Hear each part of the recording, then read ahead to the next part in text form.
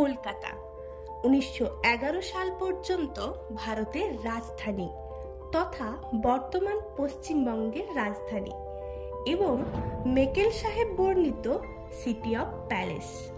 সেই কলকাতার কথা মাথায় আসলেই মনে হয় কলকাতা সে তো ভালো লাগার শহর, ভালোবাসার শহর, ব্যস্ততার শহর এবং মুশকিল আসানের শহর।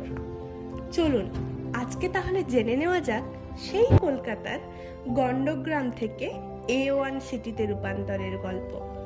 ১৬৯০ সালের ২৪শে অগস্ট রবিবার সুতানুটি, কলিকাতা এবং গোবিন্দপুর নামে তিনটি গ্রাম নিয়ে ইস্ট ইন্ডিয়া কোম্পানির কর্মধ্যক্ষ জব চার্নক নামে এক ইংরেজ সাহেব এই কলকাতার গোড়াপত্তন করেন। তিনি বরিশার সাবর্ণ রায়চৌধুরীদের পূর্বপুরুষ লক্ষ্মীনারায়ণ চৌধুরীর কাছ থেকে এই তিনটি গ্রামের স্বত্ব নেন। তবে মনে রাখতে হবে এই বিষয়ে কলকাতা হাইকোর্টের রায় খুবই গুরুত্বপূর্ণ।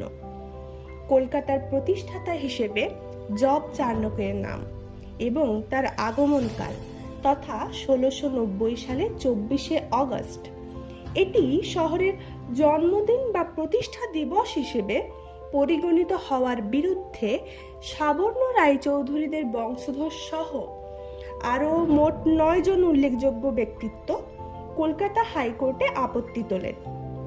হাইকোর্টের প্রধান বিচারপতি AK মাথুর নিমাই সাধন বসুর নেতৃত্বে একটি ৫ সদস্যের কমিটি গঠন করেন। ২০০২ সালে কমিটি তাদের রিপোর্ট পেশ করেন নভেম্বর মাসে এবং ২০০৩ সালের ১৬ই মে শুক্রবার হাইকোর্ট কমিটির রিপোর্ট মেনে নেন এবং মাননীয় হাইকোর্ট নির্দেশ জারি করেন যে দেশের ইতিহাস বই পুনরায় লিখতে হবে, কারণ কলকাতা শহরের প্রতিষ্ঠাতা একজন ইংলিশম্যান নন। মহামান্য কোর্ট আরও বলেন যে কলকাতা শহর ১৬৯০ সালের আরও অনেক পূর্বে তৈরি হয়েছে।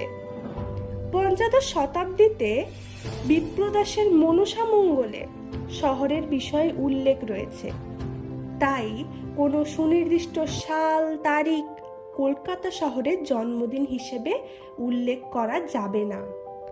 বিচারকগণ আরও নির্দেশ দেন কোনো একজন ব্যক্তি কলকাতার প্রতিষ্ঠাতা হিসেবে গ্রহণযোগ্য নন। তাহলে কেমন লাগলো আজকের কলকাতার গল্প?